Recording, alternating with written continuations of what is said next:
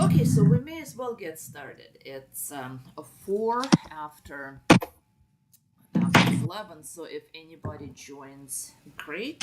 If they don't join, we are just going to send them the recording. And so we have Emily here, and we have a couple other people who registered. But let's start with short introductions.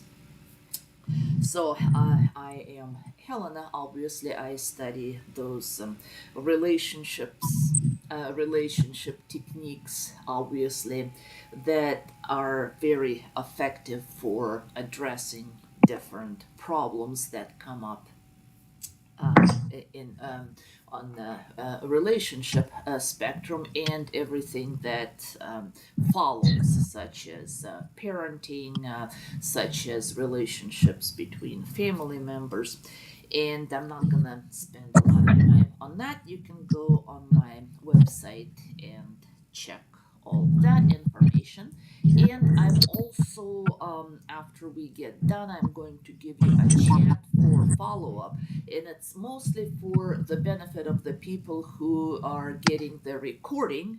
That way, if questions come up that you can't ask because you're not here, right? Then you will be able to go ahead and submit the questions. So I'm going to leave the chat for some time. And Emily, for full disclosure, as you can see, that's the same last name as my daughter, and she is trying to understand relationships dynamics in the stage of her life as well. So she brings her question here.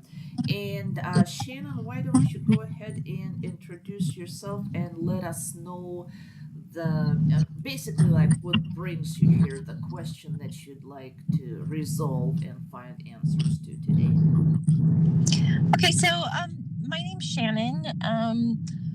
I my question today was like, how do I effectively or safely implement maybe like gray rocking Hmm. for my children with their narcissistic father? Okay, so Because I don't feel like they have the emotional stability to maybe deal with the backlashes that come with trying to gray rock. right.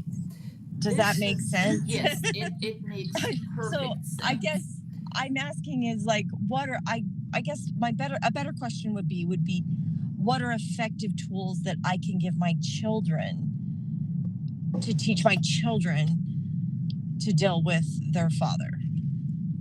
Excellent question. It's a very good question posed. When I saw it first when you submitted it, it was not obviously very clear from just the few words, and I was thinking, no, it's interesting. I'm wondering if she is thinking to use gray rock to get the children under control if the children are showing narcissistic behaviors, or if it's some other context.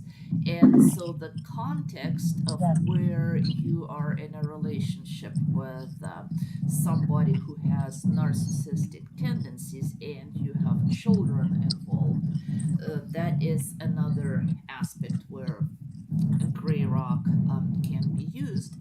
Another question that we had submitted from the person who is probably going to be watching us in the recording, and she had her dynamics where it's person who's got narcissistic tendencies who is not a partner, it's not a marriage, it's just a family member, and he just keeps doing stuff that is emotionally destructive, disturbing, damaging, like what's probably what you're experiencing with your kids. And there's no stopping this because she said, I went no contact, and he still tries to make his way in and reaching out and telling me, I love you. And I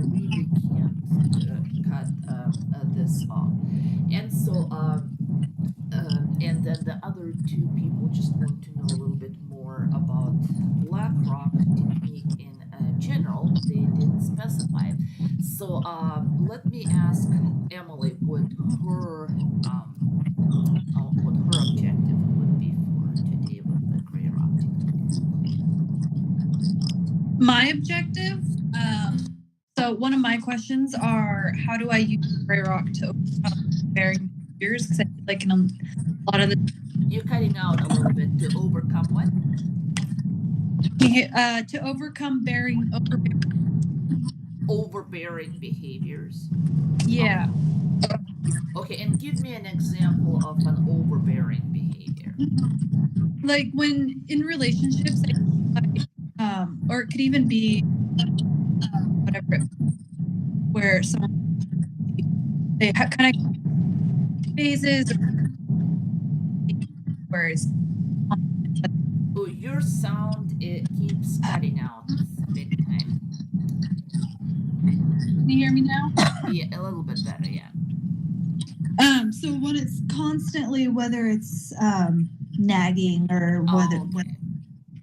and everyone I feel like has went through those phases, or I just want to know how I can overcome it rather than going and causing more issues. Right. Yeah. Exactly. And Shannon, does that resonate with you as far as the list of behaviors that you see? Is it like the overbearing, nagging type of behaviors, or what first comes to your mind when we say, Yeah. okay, this is something we want to put a stop to? So I started gray rocking, I don't know, probably 6 months ago with the help of a therapist. And then I don't know if it was successful or if it backfired, but the outburst or um, the the angry side of not getting the attention, not getting, the validation, not getting what they wanted, severely escalated. I've had to put a protective order in place and have the cops physically remove their father from our home. But the limitations within the protective order still grants him visitation with my children. And so, yeah, so I don't know. Yeah, so it seems like, I guess the gray rocking was somewhat successful for me because it did get this out of my life, but now I'm left where I feel like I'm not in a position where I have always been the human shield between the narcissist and my children. So now he's allowed to have visitation that I am not there, so I can't, I guess, protect them from, and it's not so much physical, but the emotional side of it. Exactly. Since I have gone no contact, with the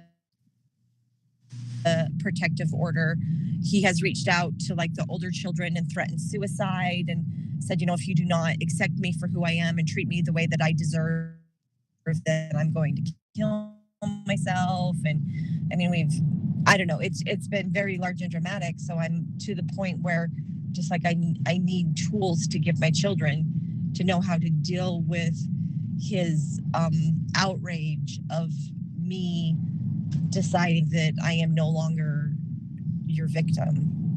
Right, exactly, and that's very typical. I would say in those kind of relationships. One thing about uh, relationships with narcissistic dynamics, they all seem to be very similar. They all follow the same pattern. So whether you're actively in a relationship, that's where those dynamics are cleared up, or whether you've left, as you've probably noticed, the behavior didn't change. So he's doing the same thing that he was doing when you were actually there for him, except you set that boundary.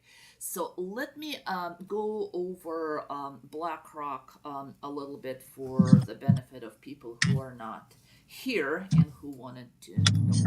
And that will also set the stage a little bit for the answers to these questions. So basically, what gray rock is, it's a set of techniques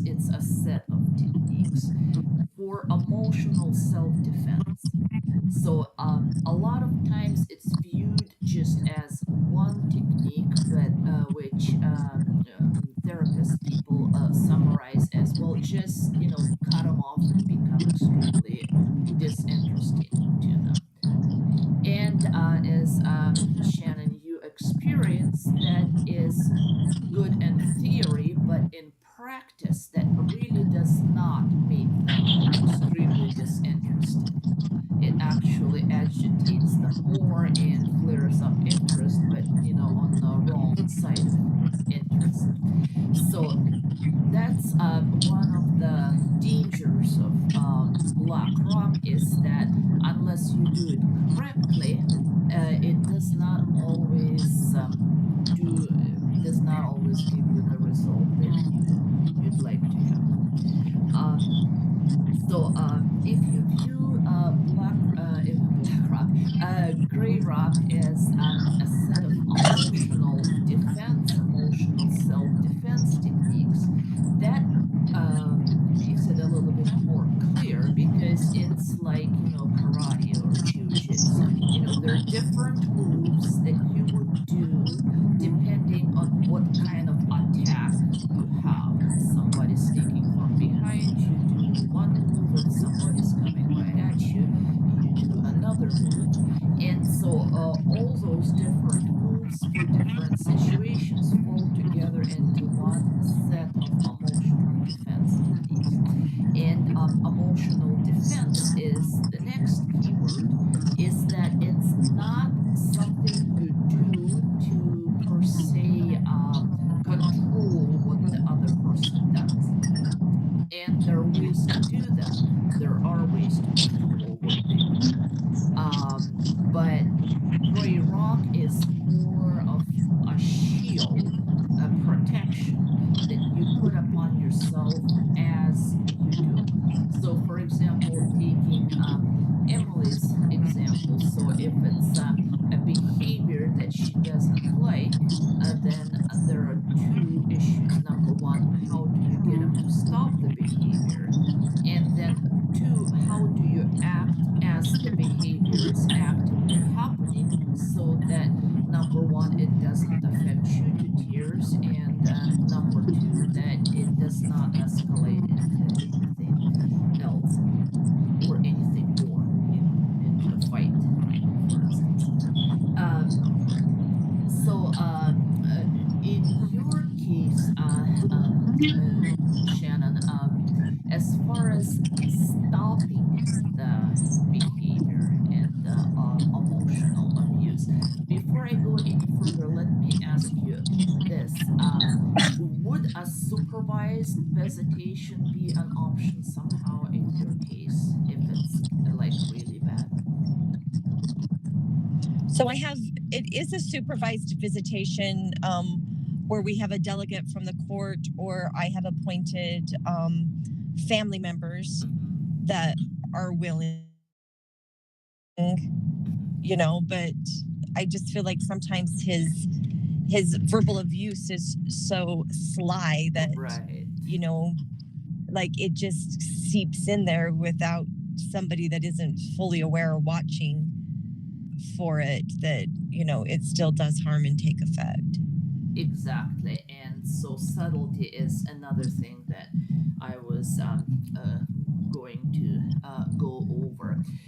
So what let's go briefly over of the overall dynamics, and then you guys can weigh in and tell me if that resonates with you, and if it sounds like what you're dealing with in your case.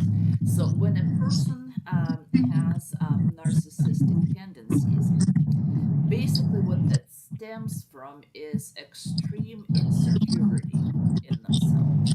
They want things a certain way, way they feel they can't get things a certain way for whatever reason. And so they resort to manipulation.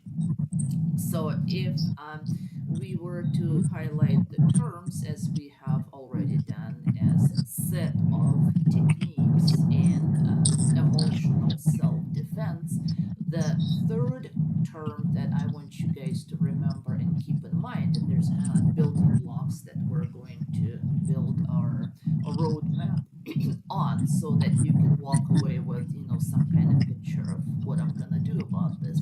So we are going to build this roadmap on those, terms, on those little, rocks.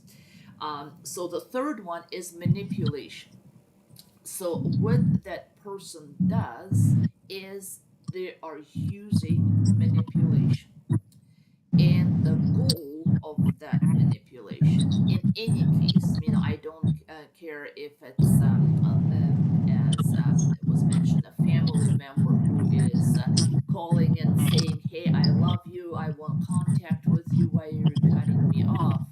Or if it's somebody who is nagging, hey, you need this, you need that, I am unhappy about this, why am I in this unhappy position, and somehow your fault. Or if it's somebody talking with the kids, the only goal that they have is manipulation.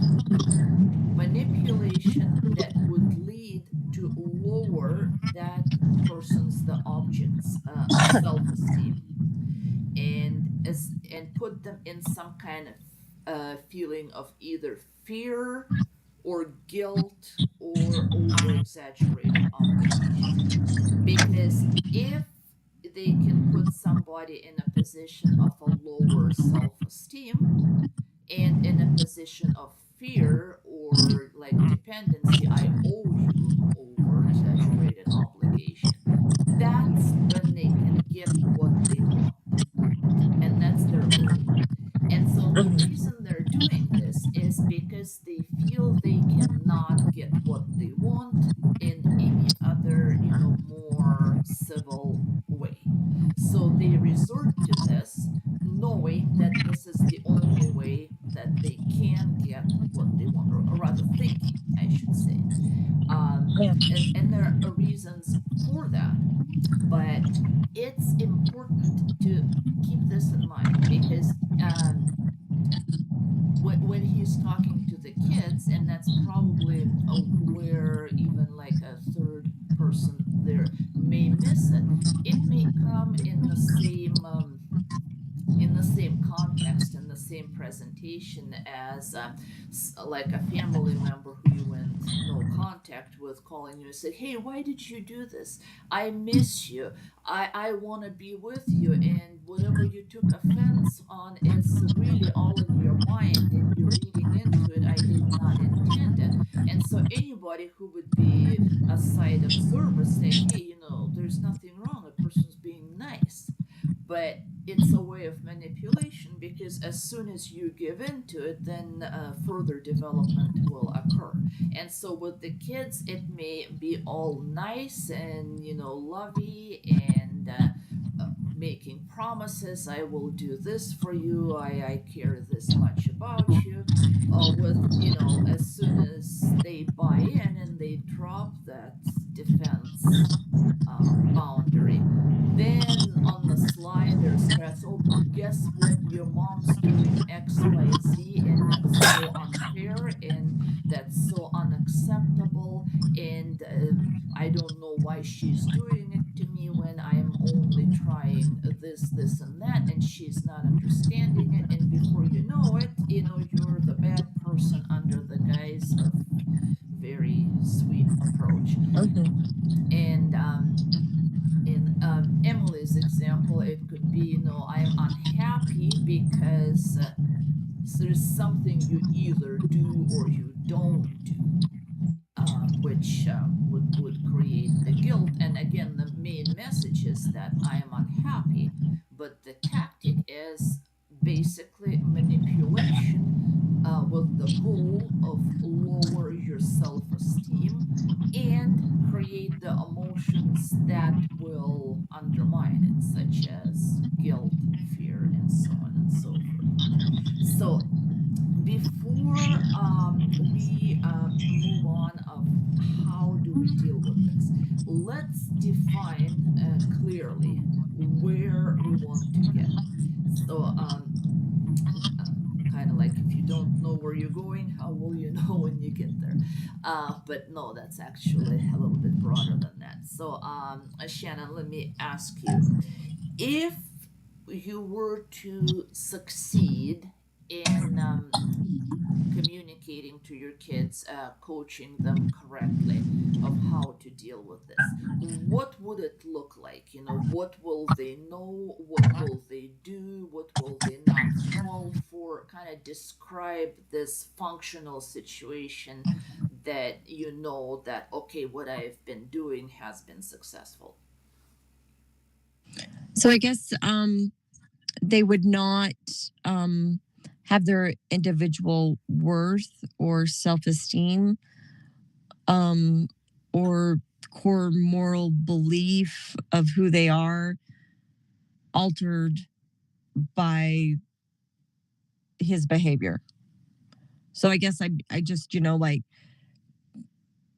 to have emotionally strong children that can understand, and they're older, they're, teenagers, Oh, okay. but that, so that they can understand that this may be a sickness or this is a mental health issue, and and not to internalize the things and to identify the tactics. So identify the tactic, know that, okay, I do not need to internalize this, and I am still okay at the end of said visitation, or experience. Oh, Did that make sense? right, right, exactly. So basically, see through what he is doing. Do not Mm-hmm. fall for the tactic, but see through exactly what he is doing. And how about you, Em? If you were successful, then what would that look like?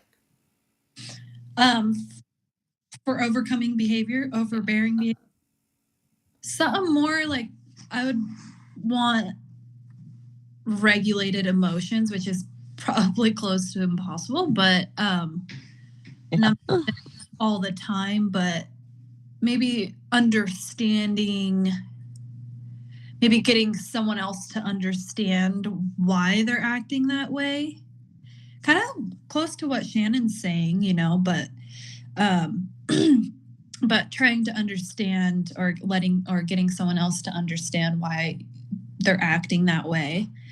Um or even just trying to regulate it with different tactics and maybe different ways. But I'm even speaking for myself. Sometimes I'll go through like these phases where I'm just like either super moody or super naggy or super, I don't know. So I'm just, what I see is what I want to overcome is ways of being able to regulate that or Okay. getting someone to understand. I think it's good that you recognize that like you're responsible for regulating your own emotions, Yeah. not Exactly. someone else regulating you or you vice versa them. Mm-hmm. That was hard for me to get to that point. Yeah. Yeah, it's hard. Like I could just have superpowers and change it, but I just want to know how I can be better, I guess, if that makes sense. Yeah, no, that's an excellent point, and it is extremely hard because even if you dig deeper into all the mechanics of psychology, Mm-hmm. when a person like in a narcissistic state, triggered state, they actually kind of get under our skin literally, and they affect our hormones, our nerve responses and whatnot through that emotional vibe. So they do change our energy background. So that's why it's like you can have a perfect plan. I'm gonna say this, I'm gonna act like this, I have it all figured out. And the moment you're in direct contact, all this disappears, and you're like, well, what was I going to say again? And you say totally different things. So one note with that is that even though it's you and your emotions, it's very important to remember that a lot of those emotions are triggered by their, what I may say, energetic onslaught, by their vibe, by, that energy that they radiate, that, it's a proven fact, they actually physically change our brain chemicals. So a lot of times, as much as we want to react different, we really cannot do that because our brain chemicals aren't there. They're being attacked. So that's why um, gray rock and emotional self-defense is so important, because without that, we're an open target and we really cannot make those independent decisions as much as we want to. Another point here is, as I mentioned, there are two ways of dealing with that. Number one, like Emily says, I wish I had superpowers to change that.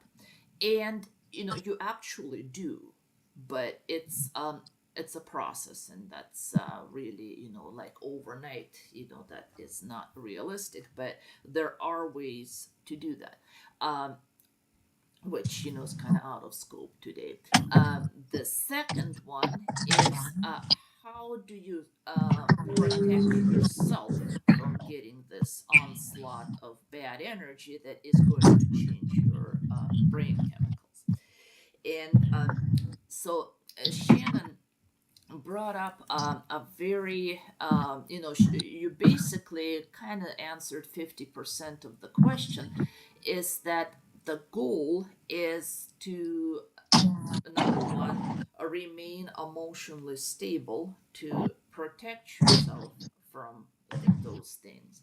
And number two is that you develop your identity separate from that, to where you excuse me, you recognize, hey, this is what I am, this is what's going on, this is what's going on with him. And so how you do that, there are, like I mentioned, gray rock is a set of different techniques. And it's a little bit deeper than we can do it in an hour. But even starting, recognize, some of them is kind of a stepping stone, and you can do research and take it from there. So the first thing is, that's very important to be aware of. And when it's a question of your kids, before they become adults, let's say you and your kids, it's kind of the same thing, the connection, except instead of talking to yourself, you're talking to them and you're helping them. And so the first thing to recognize is this, is that when we have a situation, and I'm speaking more for Shannon than for Emily, because that's a little bit more, a little milder case of, but it still applies. So just because it's a milder case, does not mean it's a disorder. And so, what we mean by disorder is that we have the result that we have, because what will happen if the situation is not fixed? You know, so well, even you guys can weigh in. So, Shannon, what will happen if the situation is not fixed? This continues. Well, I think it will. Well, I'm first of all, I'm afraid it'll carry through to them, that they will think that the behavior is acceptable, so that then they will mimic or act or Right. be the same way, or that it will, you know, disintegrate them, who they are internally, Exactly. you know? Yeah, yeah, and disintegrate is a very good word to describe it, basically. And Emily, if that continues, what can that develop into if nothing is done and the problem remains? I think it'll definitely destroy Right. relationships. I think you could probably potentially lose yourself and your life will become miserable. Um, and as Shannon's speaking, I can kind of, coming from a kid's that was pretty hard. He was difficult. I didn't really understand it, but I remember my mom would say, "Oh, it's just he's having one of his episodes."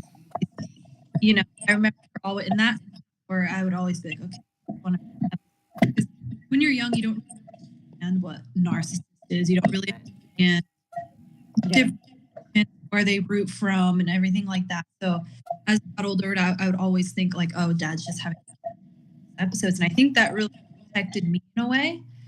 Um, and so I think, and then I grew older. It was like I started to certain things because my mom was a big influence, involved act and why they act. Get a little bit And closer to the microphone. You're still cutting out a little bit. but so growing up, my mom telling me like this is how you know she loved him dearly throughout the way he did, which was very inspiring, I guess, and super like wow, you can talk to him, I can. So she was always showing more love, fighting back. Um, as much as he tried to, get get in his head or whatever. I always remember her telling me that it was just one of his episodes, and I think that helped me understand a little bit, and protected me in a little bit. So there's that. But as far as my question goes, and back to the question of what could happen if it kept going, um, I just think it could potentially destroy relationships if people don't understand why people act like they do. If that makes sense. All right, exactly. And so you guys basically just said it yourselves, though, once you speak it out, is that, hey, if this remains the way it is, unchanged, it will, like Shannon said, it will disintegrate some people's identities. So it's basically emotional death to where you as a person who you are does not exist or do not exist anymore. You turn into a zombie, a monster, something else, something that you weren't created to be. And even if it's not as bad, like Emily says, well, if it doesn't destroy me, it will destroy the relationship. So it's very important to first accept and internalize it with yourself. Is what we're dealing with is destructive, and therefore it defines disorder. And the reason I'm saying that is because, again, that has to do with their energies. Is once we are in direct contact with the person, then we kind of tend to forget about it. We kind of start seeing the real person behind the disorder, oftentimes. And we forget that what we're dealing with is a disorder. And so, another point that Emily introduced that is an important factor, and as you can see, is that basically we've dealt with the same situation where dad had narcissistic disorder like traits and behaviors, and we had to deal with that. And so, coming out straight out and telling your kids what's going on and educating them on the disorder and on what's going on and helping them understand is crucial. And this is where a lot of people have struggled because we are told, and we feel inside ourselves as well, is that it's wrong to talk trash about the other partner. We don't want them to down talk us, and we don't want to down talk them because trashing the other parent is wrong for the child, obviously, and it is. And so when we say, hey, he has a disorder, he has issues, that little part kicks on and says, are you talking that other parent down? So Yeah. and in Emily's case, that again is a little bit milder example, but when I'm dealing with those nagging behaviors, how free am I to tell myself it's a disorder?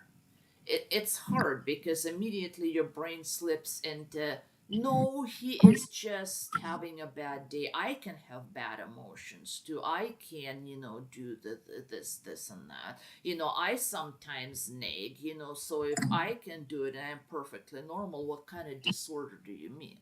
So first thing, it's important to train our own brain to where we feel comfortable and we feel ethical and we have reconciled all those contradictions with ourselves to saying it is a disorder, and it's a disorder that will destroy things if it's not dealt with. And so that is more on the point of self work, because if you don't get to the point of realizing that's what you're dealing with, then you will always easily slip into saying, no, it's not a disorder, and dealing with it as with not a disorder, which would be treating something else as opposed to what you're dealing with. Um, so it's probably important to know that a person who has those traits, who does show narcissistic behaviors, he is not a monster. He is not, we tend in our society see, oh, it's an abuser, it's a perpetrator. If you have a disorder, you need to be locked up in an insane asylum, in the worst scenario. So disorder immediately puts a label on person as somebody who is not good. What's important to remember is that they have a disorder because it's a disorder. Those things are usually brought in by all kinds of childhood trauma and maybe relationships trauma that they went through in their early development, but it's a trauma that happened as they were growing up and developed. And just like any trauma, nobody asks for it. If a person is quadriplegic, it's not because they choose to be. If a person is an emotional quadriplegic, that's not because they choose to be.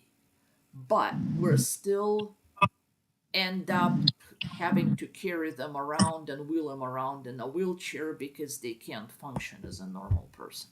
So, whether we're talking about physical, whether we're talking about emotional, whether we're talking about a bad case when you need to put a restraining order, or whether we're talking in a mild case, it still remains that it's important to, number one, remember is that, just like diabetes, just like somebody who's in a wheelchair, just like a person who's having a gallbladder attack, it's not a reflection on the person, it's just is. And number two, simply because it is, that does not mean that's not dangerous, and that it does not need to be dealt with and labeled as the disorder that it is. So first step, Shannon, is number one, come to grips with yourself. Yes, it's a disorder, and yes, when I talk about it as a disorder, I am not talking trash about the other parent. I mean, unless you really are, unless you let your emotions get in there and add some. But telling your kids, your dad has a problem, this is what he does, is actually strengthening them. And I think Emily just shared, even with, without me inviting her, that hey, that was very helpful. That's actually strengthened me. Um, so that's no, number one. Number two, and that's where gray rock comes in, is one thing that a person who has those tendencies and what that disorder manifests as is they like to build images for themselves and for people around them. So, for instance, taking the nagging example, this person feels that and I'm just gonna pull it out of thin air, but let's say it's a person who feels that a good wife keeps the house spotless clean, and if there's stuff left on the counter it's unacceptable and it bothers me. And don't I have the right to want a clean house? And don't I have the right to not have my boundaries violated? Because my boundaries are to have a clean house. And so every time you're going to leave a cup on the counter, you're going to hear about it because you're not listening to my needs. I want it clean. But what this actually is not because they actually feel it, but they operate by building this protective image. They told themselves that they are only a whole person if their house is clean. If their house is not clean, they're trash, they're nobody, they're out of control, and that's a symptom of it. Therefore, house must be clean for me to feel as a whole person. And so that energy rubs off on us, and what we kind of subconsciously start playing into this image. So house needs to be clean because if I am a good wife, then I have to have a clean house. And I'm not a good wife if the house is not clean. Well, that's kind of the first step in losing your identity, Yeah. because you Hmm. are who you are, and they can either take it or leave it. If it's not a match, then maybe that relationship is bogus. It's there's nothing there, and it's not gonna work out if they can't accept you who you are. And so you are who you are, and you don't need to build any kind of images of friends to appear something else in order to fit that image. And so that's again more of just like realizing that it's a disorder, more on the self work type of thing as opposed to the tactic, because it's something you start with yourself, and that has nothing to do with changing. They do.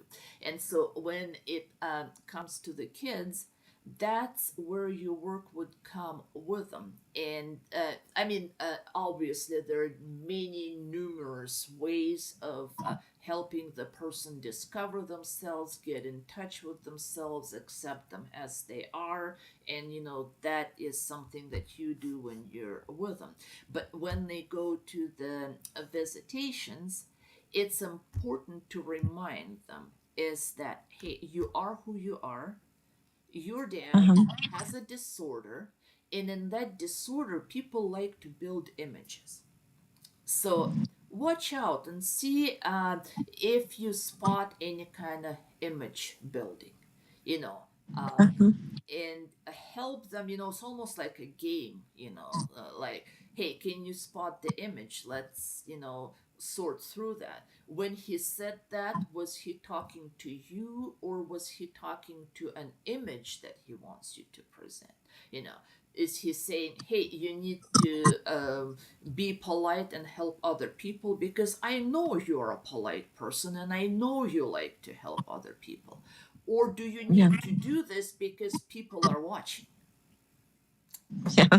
um so anyway, so those kind of the two. Okay, we have about 15 minutes left. my notification.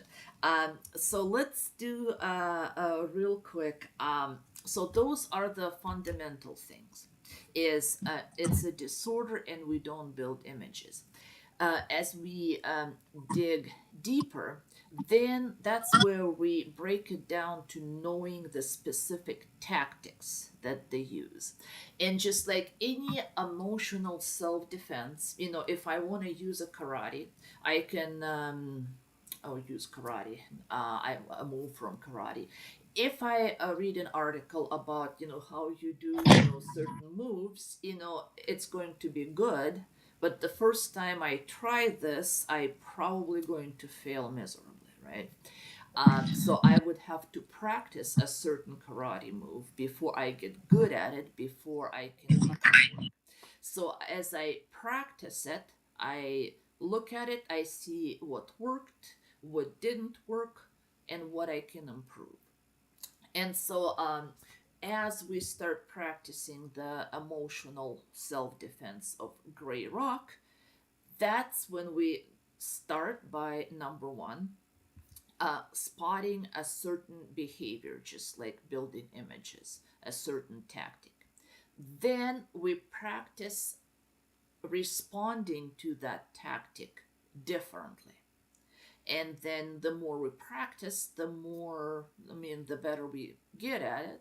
And then, we start incorporating other ones. And before we know it, the situation has changed.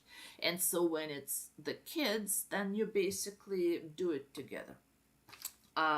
So one of the tactics, let's see how many I can get in the next 5 to 7 minutes.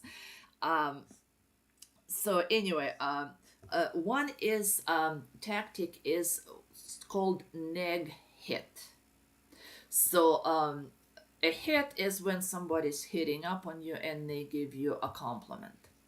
Neg hit is when they give you a compliment, but it sounds like a compliment, but the goal of it is to lower your self-esteem, which is the goal of, the goal of manipulation. For example, oh, you're such a helpful wife to me, only but when you clean up after yourself. Or, oh, you're so cute and nice to be around when you don't interrupt. So it's a compliment. You're a good wife. You're cute and fun to be around. But the message is clean up after yourself every time and then you will be rewarded. Or do not interrupt and then you will be rewarded by a compliment. And so the uh, retaliation to this is recognize it and change your response to a different, what I call state of mind. Let me give you a slightly different example of neg hit. It's a little bit better, will help you understand it better. So imagine yourself, you are a woman who is struggling. You're living paycheck to paycheck. You never, buy anything for yourself. You can't afford it.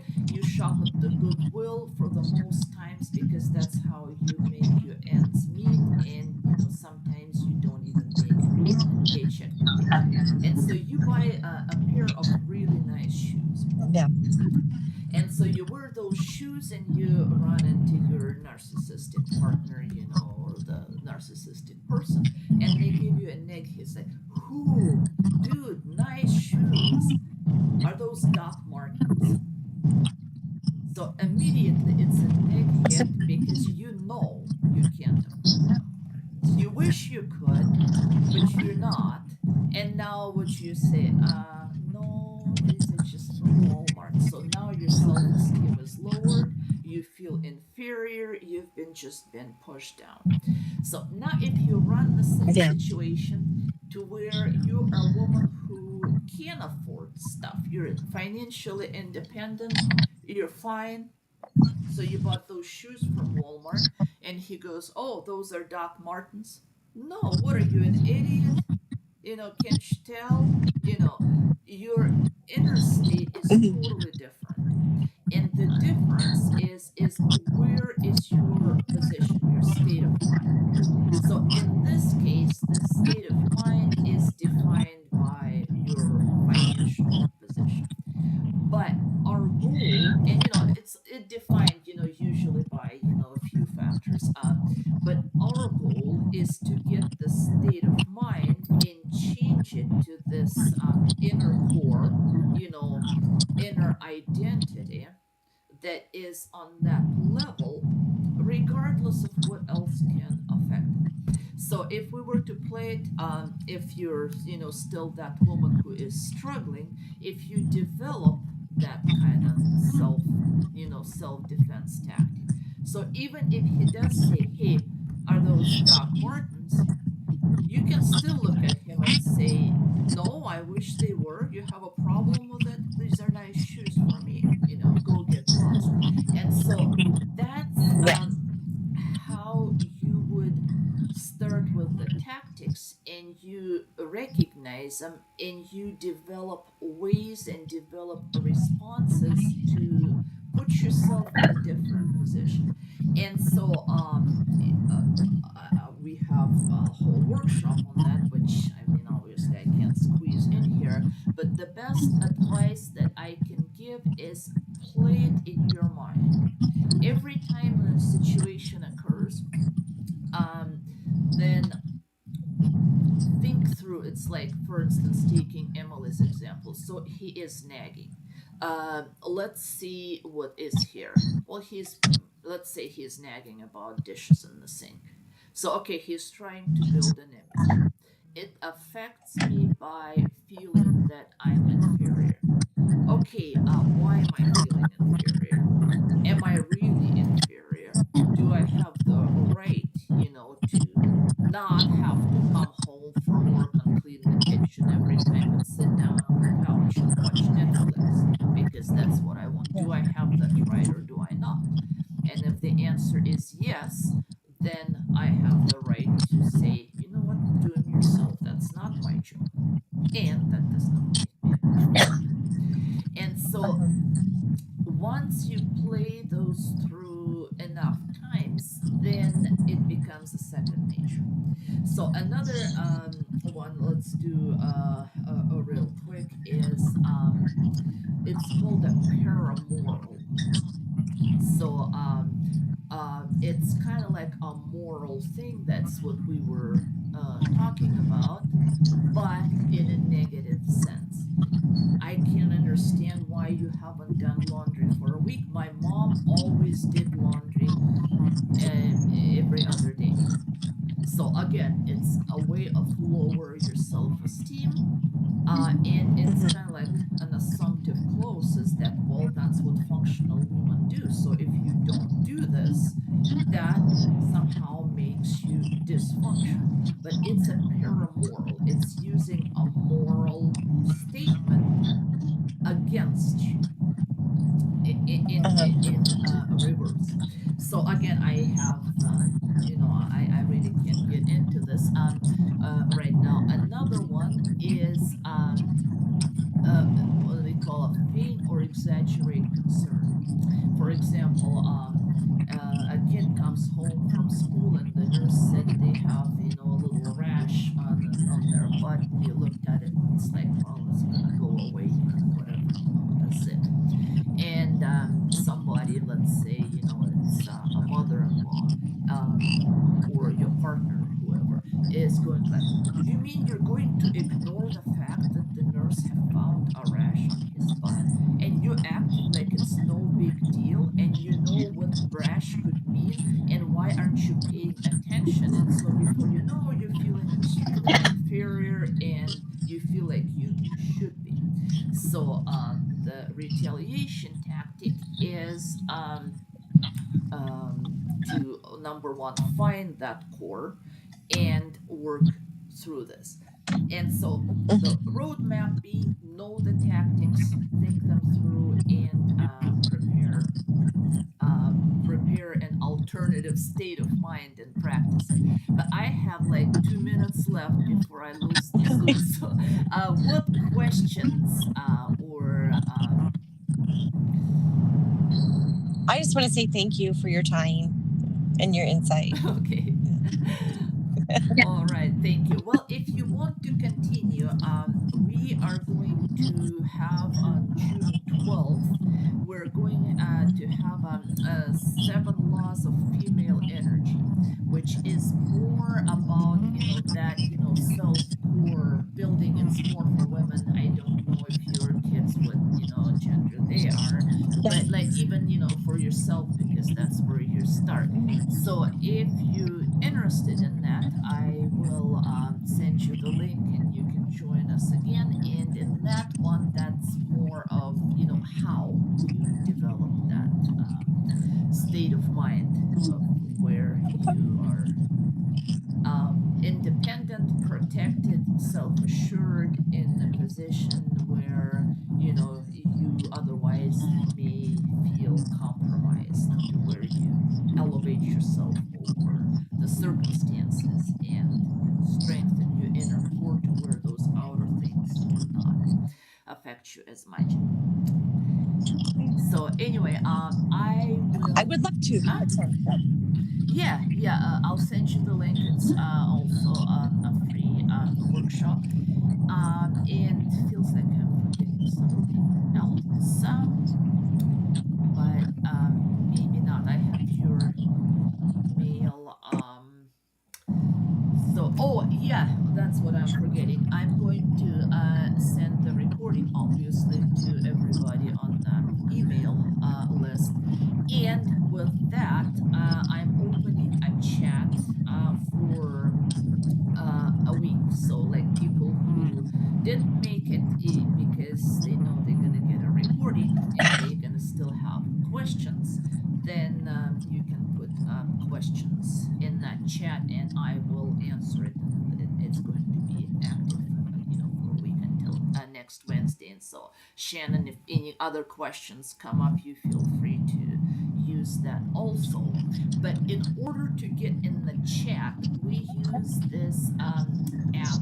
It's called Telegram, and I like it because it's encrypted, and I just like the structure of the platform. But it's basically same as Facebook Messenger, only under a different brand name. So I will send a link in that email also. You just go to App Store, Play Store, whatever that's on device, and you search for Telegram, and you find this little blue icon and download it. It's free, it's safe, like I say, it's literally a Facebook Messenger under a different brand name. So if you want the chat and the answers to your questions as follow-up on the video, then download that, and then it will get you in the app, and it's all free and there is no danger of it. It's not gonna send you notifications or anything irrelevant. So okay, well, thank you so much. I appreciate you coming in today. Hopefully we'll meet again, and hopefully you can at least take some things that we've covered today and try to implement them with your kids, and try them in the next couple of days, and maybe let me know in the chat how it works or doesn't work, and then may trigger some questions, and I will be happy to answer them. All right. Thank you so much. Okay. Yep. Yep. You're certainly welcome. Okay, bye-bye. Bye-bye. Bye.